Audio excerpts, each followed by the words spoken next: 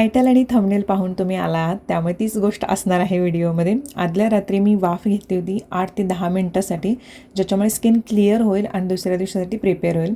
वाफ घेतल्यानंतर clay mask तुम्ही कोणताही लावू शकता. मी ते बीटरूट फेस मास्क जो आहे तो अप्लाय करते.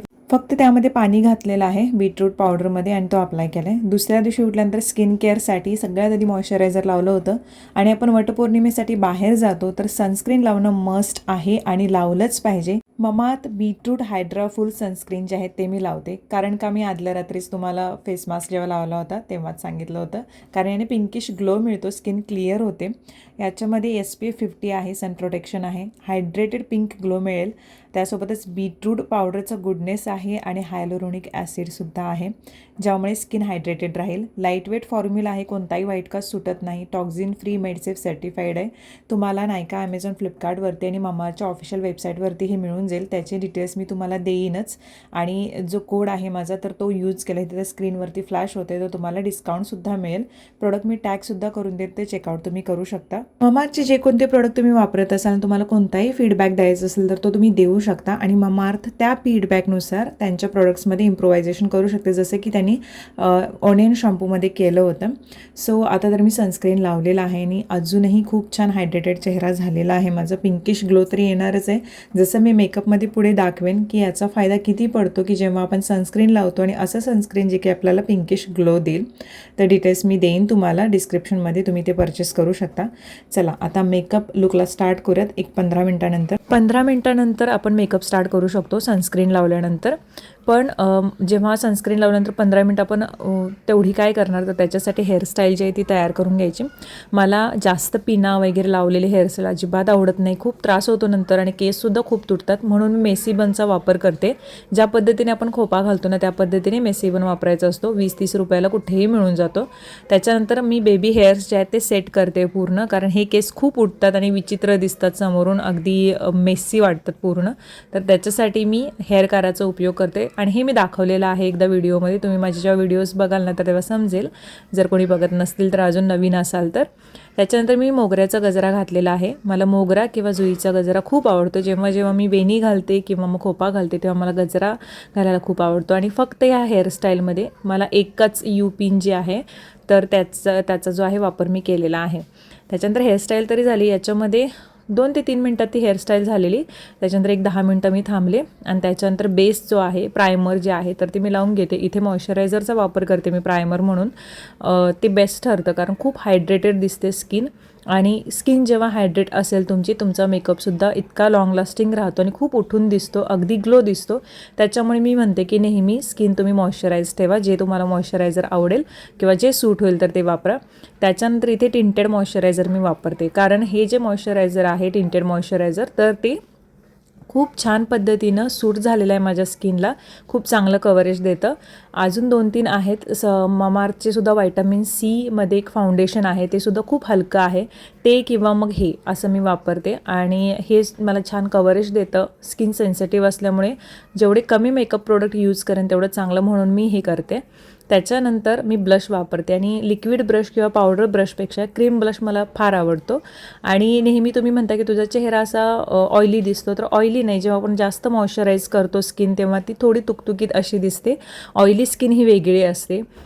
ती म्हणजे सिबम ज्याचं जास्त सिक्रेट होतं सिबॅसिस ग्लँड्समधून आणि ते चेहऱ्यावरती दिसून येतं. मॉइश्चराईज स्किन ही खूप वेगळी असते आणि त्याच्यावरती मेकअप खूप चांगला दिसतो. ऑइली स्किन असेल तर पिंपल्सचा जास्त त्रास होतो आणि ऑइली स्किन असेल तर नॉन कॉमेडोजेनिक जे प्रोडक्ट असतात तर ते वापरायचे, जेणेकरून तुमचे पोअर्स जे ते ब्लॉक होऊ नयेत आणि तुम्हाला पिंपल्सचा त्रास होऊ नये. त्यामुळे कोणतेही प्रोडक्ट खरेदी करताना हा विचार नक्की करा.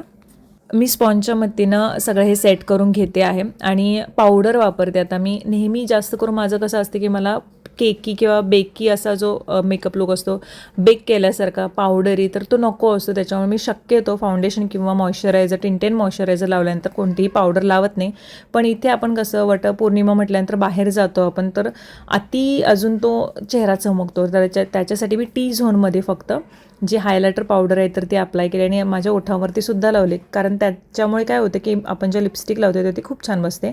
आय शॅडो जे आहे एक शिमरिंगमध्ये आय शॅडो आहे ते वापरलेलं आहे मी. ब्लशचा वापर तुम्ही बघितलेलात मगाशी मी थोडा आय शॅडो म्हणून केला होता. पेन आयलायनरचा वापर करते मी इथं, कारण लिक्विड आयलायनरपेक्षा पेन आयलायनर खूप चांगलं जातं अशामध्ये, कारण ते लाँग लास्टिंग राहतं. आयलायनर काजळ कसं लावायचं याचा एक व्हिडिओ मी केला होता खूप आधी आणि तो इतका व्हायरल झाला होता. त्याची लिंक जी आहे ती मी डिस्क्रिप्शन बॉक्समध्ये तुम्हाला देईनच. खूप कमी वेळामध्ये हे आयलायनर लावून होतं. जेव्हा कोणतीही भडक साडी नेसते तर तेव्हा आयलायनर आणि काजळ मी आवर्जून लावते, कारण ते कॉम्प्लिमेंट करतं. फेंट साडी असेल तर नाही, फक्त आयलायनर किंवा मग मी मस्करा तेवढीच लावते. आयब्रो सेट करून घेते. नेहमी तुम्ही विचार तुझे आयब्रो व्यवस्थित कसे राहतात. दर 15 दिवसाला मी आयब्रो करते आणि फक्त एका मैत्रिणीकडून, म्हणजे तिच्याकडे बरोबर तो हात बसलेला आहे, तिला प्रॉपर कळतं की आयब्रोना शेप माझ्या कसा द्यायचा. कधी कधी होतात, म्हणजे मीच कधी कधी गडबड असेल तर मी आयब्रो रेझरने सुद्धा घरी आयब्रो करते, तेव्हा ते चुकतात. पण मग थोडे मला ग्रो करावे लागतात परत आणि त्याच्यानंतर मग मी जाते. नेहमी मी खरंच सांगते, तुम्ही तुमच्या आयब्रोचा शेप ना अगदी परफेक्ट ठेवा, बाकी जास्त काही करण्याची गरज भासत नाही. त्यानंतर मस्करा लावलेला आहे, त्याच्यामुळे काय होतं की परफेक्ट आयलॅश लुक मिळतो. एक्स्ट्रा तुम्हाला नकली जे आयलॅशेस आहेत ते लावायची गरज नाही. निसर्गतच माझ्या आयलॅशेस खूप मी कधीही नकली आयलॅशेस अजूनही लावलेले नाहीत.